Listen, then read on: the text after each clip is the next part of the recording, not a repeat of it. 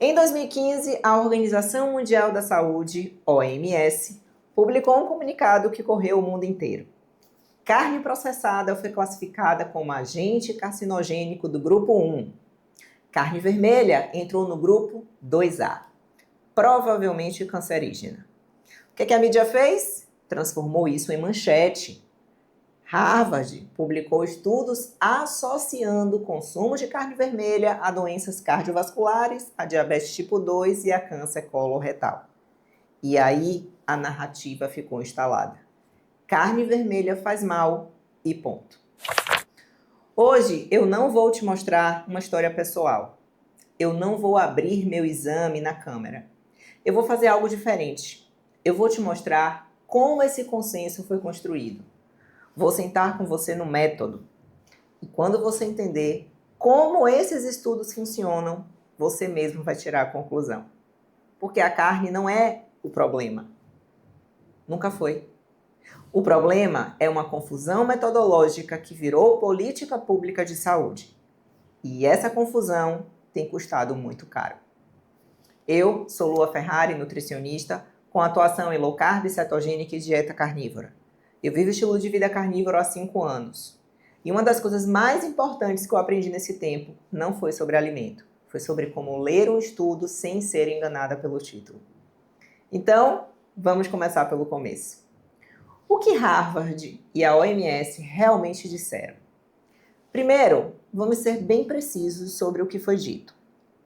A IARC, que é a Agência de Pesquisa em Câncer vinculada à OMS, classificou carne processada como grupo 1, carne vermelha como grupo 2A.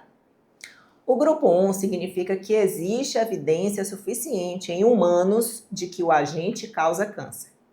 O grupo 2A significa que é provavelmente carcinogênico, mas a evidência em humanos é limitada. Então, o que os estudos de Harvard fizeram? Em sua maioria, foi o seguinte: observar grandes populações ao longo do tempo, anotar o que as pessoas relatavam comer e verificar quais doenças desenvolveram depois. Esses estudos têm nomes conhecidos e eu vou deixar eles aqui na descrição do vídeo para você conferir com seus próprios olhos.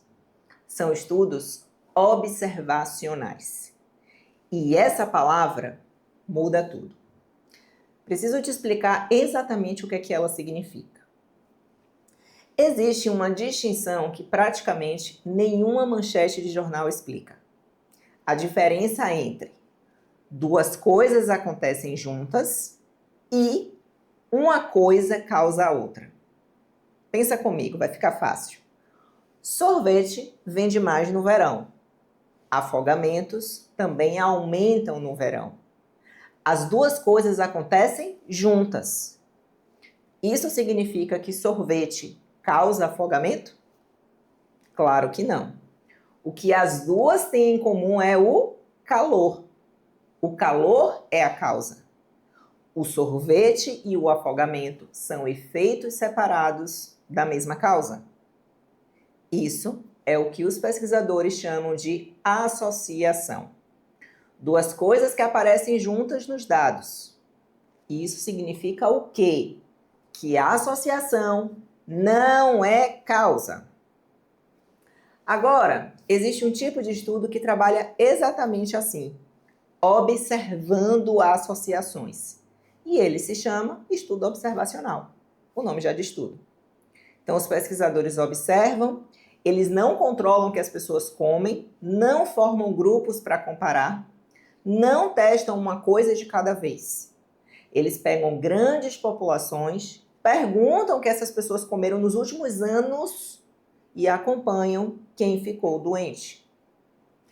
Esse tipo de pesquisa é útil para levantar suspeitas, não para confirmar causas. Para transformar uma suspeita em causa confirmada, a ciência exige ir além. O efeito é grande o suficiente para não ser coincidência? É uma pergunta. Se a pessoa come mais, o risco sobe junto? Uma outra pergunta. Existe uma explicação de como isso acontece dentro do corpo? Outra pergunta. E quando testamos em condições controladas, o resultado se confirma? Outra pergunta. Um pesquisador chamado Bradford Hill, ele sistematizou essas perguntas nos anos 60. Elas existem exatamente para evitar que uma suspeita vire verdade sem passar pelo teste. Os estudos sobre carne vermelha não passam por esse teste. E a nutrição moderna, em grande parte, ignorou isso.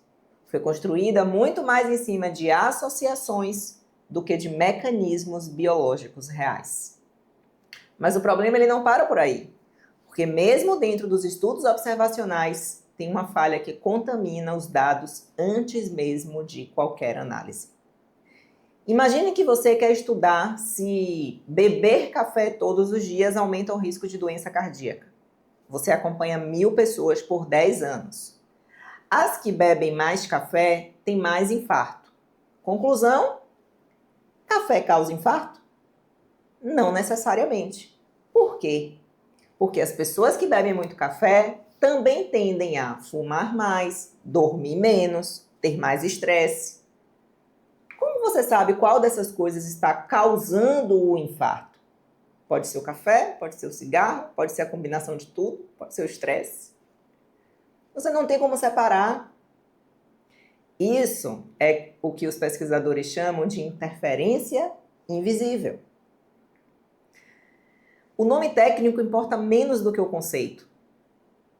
Existe uma terceira coisa que você não está medindo diretamente, distorcendo o resultado que você vê.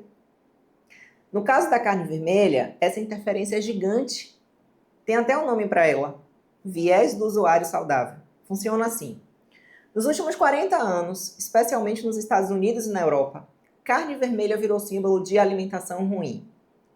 Quem come mais carne nesses estudos também tende a comer mais ultraprocessado, fumar mais, se exercitar menos, dormir pior, ter menos acesso a cuidados de saúde. Pega tudo junto, no mesmo pacote. Entende? E quem come menos carne vermelha? Geralmente é a pessoa que se preocupa com saúde. Come mais frutas, verduras, se exercita, não fuma, vai ao médico regularmente, evita ultraprocessados. Também tudo junto. Então, quando o estudo mostra que quem come mais carne tem mais doença, você está comparando dois grupos com estilos de vida completamente diferentes. Você não está comparando a carne sozinha. Os pesquisadores tentam corrigir isso usando estatística, mas a correção nunca é completa. Sempre sobra uma parte da interferência que os cálculos não conseguem eliminar. E os próprios pesquisadores da área reconhecem isso na literatura. E isso já seria suficiente para questionar o consenso. Mas tem mais um problema em cima desse. Tem um terceiro problema. E esse começa antes mesmo de qualquer análise, na hora de coletar os dados. Como esses estudos descobrem o que as pessoas comem? Eles mandam um questionário, um formulário com centenas de itens onde a pessoa precisa responder com que frequência consumiu cada alimento no último ano. Deixa eu te fazer a mesma pergunta que esse formulário faria. Quantas vezes por semana você comeu carne bovina nos últimos 12 meses? Qual era o tamanho da porção em média? Foi só carne? Você consegue responder isso com precisão? Quase ninguém consegue. A memória humana não funciona assim para a comida, especialmente ao longo de um ano inteiro. E ainda tem um detalhe que piora tudo. Quem se preocupa com saúde, aquela pessoa que já tem hábitos melhores, tende a subestimar os alimentos que sabe que são proibidos e a superestimar os que considera saudáveis. Não necessariamente por desonestidade, às vezes é inconsciente mesmo. Mas o efeito nos dados é sempre o mesmo. O grupo que come mais carne parece pior do que realmente é. E o grupo que come menos carne parece melhor do que realmente é. Você está tentando medir o efeito de um alimento sobre uma doença que leva décadas para se desenvolver usando a memória de pessoas que não lembram o que comeram na semana passada. Esse é o instrumento que sustenta o consenso que você ouviu a vida inteira sobre os malefícios da carne vermelha. E aí os estudos apresentam um número, e esse número parece assustador. Mas tem uma conta que nunca fazem para você. Quando a OMS classificou carne processada no mesmo grupo que o cigarro, as manchetes foram diretas. Carne processada causa câncer como o cigarro. Essa comparação é tecnicamente correta na classificação e completamente enganosa no risco real. O que essa classificação diz é que existe evidência de que o agente pode causar câncer em alguma circunstância. Ela não diz nada sobre o tamanho desse risco, e tamanho importa muito. Cigarro aumenta o risco de câncer de pulmão em mais de 2.600%. Escute bem, 2.600%. Esse é um efeito enorme, difícil de confundir com qualquer outra coisa. E o que os estudos mostram para carne processada e câncer coloretal? Um aumento de 18%. 18% parece muito, mas é 18% de quê? E aqui está a conta que as manchetes não fazem. O risco de desenvolver câncer coloretal ao longo da vida na população geral é de cerca de 5%. 18% a mais sobre 5% significa que esse risco vai para aproximadamente 5,9%. Você saiu de 5% para quase 6%. Esse é o número real. Não é zero, mas também não é o apocalipse que a manchete sugere. E esse número ainda vem dos estudos observacionais com todos os problemas que eu acabei de descrever. Cigarro e carne processada estão na mesma categoria da OMS. Mais um aumenta o risco em 2.600%. O outro em menos de 1 ponto percentual na prática. Colocar os dois na mesma frase sem explicar isso é muito desonesto. E o que mais me incomoda é que esse não é o primeiro erro. A epidemiologia nutricional tem um histórico e vale a pena olhar para ele. Esse não é o primeiro erro. Está longe de ser o primeiro erro. E isso precisa ser dito em voz alta, porque o sistema nutricional não tem o hábito de fazer autocrítica. Nos anos 80 e 90, estudos observacionais mostravam que mulheres na menopausa que faziam reposição hormonal tinham menos doenças cardíacas. A associação parecia sólida. As recomendações vieram. Milhões de mulheres fizeram reposição hormonal com base nisso. Aí chegou o teste real. O maior ensaio clínico randomizado sobre o tema, que vou deixar aqui na descrição do vídeo, colocou mulheres em grupos controlados e testou de verdade. O resultado foi o oposto. A terapia hormonal aumentava o risco cardiovascular e o risco de câncer de mama em certas populações. O efeito protetor que os estudos observacionais mostravam não existia. Era o viés do usuário saudável de novo. Mulheres que escolhiam fazer reposição eram mulheres mais saudáveis para começar. E as mulheres que pagaram o preço dessa confusão. Nos anos 50, um pesquisador chamado Ansel Keys publicou um estudo conectando gordura saturada a doenças cardíacas. O problema é que Keys tinha dados de 22 países e ele escolheu publicar apenas os 7 países que confirmavam que ele já acreditava. Os outros 15 países que não confirmavam ficaram de fora. E isso moldou 50 anos de orientações nutricionais. 50 anos de manteiga demonizada, de ovo com restrição, de gordura animal como vilã. E revisões independentes feitas décadas depois mostraram que a base científica para essa recomendação era muito mais fraca do que o consenso admitia. Tem mais um. Estudos observacionais sugeriam que beta-caroteno, aquele pigmento laranja das cenouras, poderia proteger contra câncer de pulmão. Fazia sentido na teoria. Quando testaram em humanos de verdade, em fumantes, o suplemento aumentou a incidência de câncer de pulmão e também a mortalidade. O estudo foi interrompido antes do tempo por razões éticas. O padrão é sempre o mesmo: observação, associação, recomendação e depois, quando o experimento controlado chega, surpresa! E isso não é teoria de conspiração. É o registro histórico da própria disciplina. Um dos estatísticos mais citados do mundo, John, de Stanford, ele publicou análises mostrando que a maioria dos achados da pesquisa nutricional não se sustenta quando testada com mais rigor. Ele não é ativista de nenhuma dieta, tá? Dieta cetogênica, dieta carnívora, não. Ele é um pesquisador fazendo o que pesquisador deve fazer. A pergunta que ninguém faz é: se erramos assim com a gordura, com os hormônios, com o beta-caroteno, por que a carne seria diferente? Existe uma pergunta que deveria ser a primeira de qualquer investigação científica. Antes de olhar para associações, antes de analisar questionários, antes de montar qualquer estudo observacional. E a pergunta é: como isso causaria doença dentro do corpo? Qual é o mecanismo? O que acontece biologicamente quando a carne vermelha entra no organismo que poderia levar a um tumor, a uma placa na artéria ou a uma resistência à insulina? Para o cigarro, essa resposta existe e é bem estabelecida. Os compostos do tabaco danificam o DNA das células pulmonares de formas específicas e documentadas. Isso não é suspeita, é bioquímica.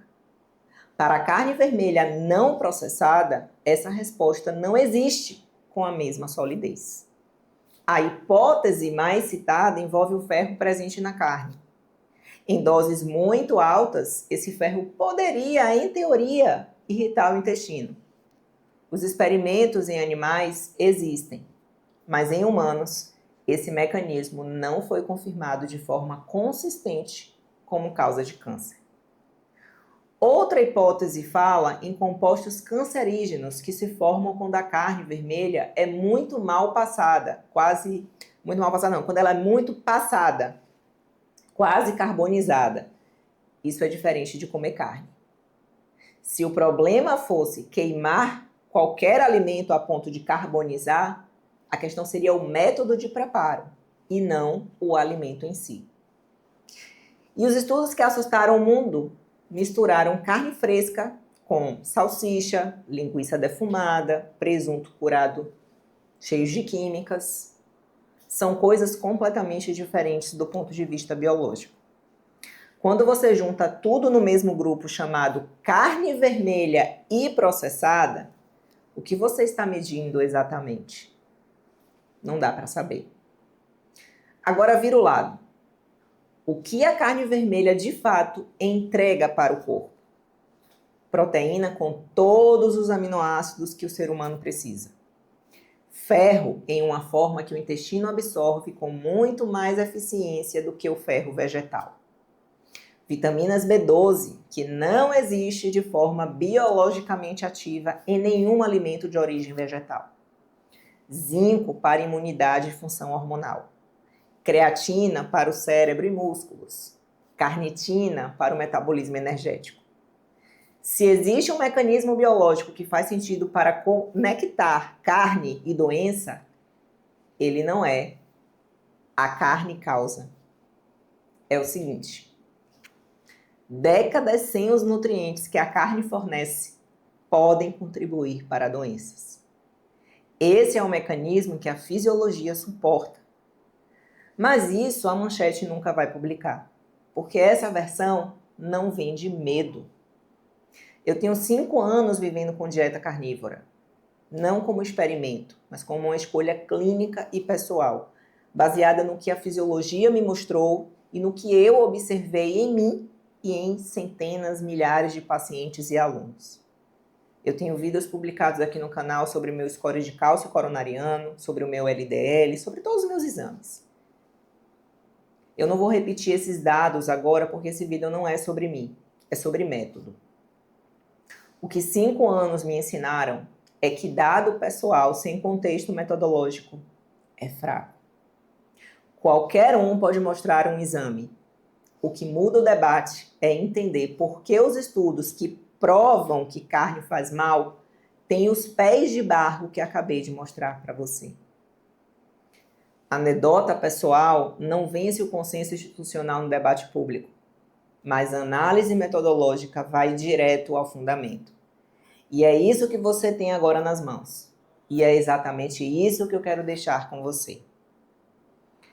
Então, voltando ao título, Harvard disse X, OMS disse Y e a ciência real diz Z.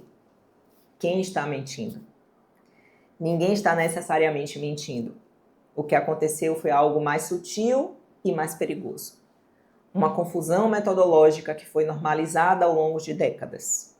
A associação foi vendida como causalidade. Números de risco relativo foram noticiados sem um risco absoluto que muda tudo. Estudos com falhas conhecidas viraram política pública de saúde. E quem questionou foi chamado de negacionista. Você não precisa fazer dieta carnívora para entender o que mostrei aqui. Não precisa concordar com as minhas escolhas alimentares. Você só precisa aprender a diferença entre essas duas coisas aparecem juntas nos dados e uma causa a outra. Essa distinção existe e ela deveria estar em todo artigo de nutrição que você lê. Agora, se você olhou para tudo isso e pensou, quero entender como comer de forma que faça sentido para o meu metabolismo, não para a manchete do dia, o Ketabolismo foi construído exatamente para isso. É o meu programa de 8 semanas, onde eu te guio por uma transição progressiva com base em fisiologia, da forma como você come hoje até um padrão alimentar que o seu metabolismo reconhece. Se você quiser conhecer melhor, o link está aqui na descrição do vídeo. E antes de você ir, eu quero te fazer 3 perguntas. Responde aqui nos comentários. A primeira, você já tinha ouvido falar na diferença entre risco relativo e risco absoluto antes desse vídeo? Eu quero saber quantas pessoas chegaram aqui sem essa informação. Segunda pergunta. Tem alguém na sua vida, um familiar, um amigo, que ainda evita carne vermelha com medo de câncer e nunca questionou de onde veio esse medo? Me conta aqui nos comentários. Terceira pergunta. Se você fosse explicar para uma pessoa leiga o erro da epidemiologia nutricional em uma frase, qual seria? E se esse vídeo mudou alguma coisa na forma como você interpreta estudo de nutrição, curta ele. Não é gesto vazio.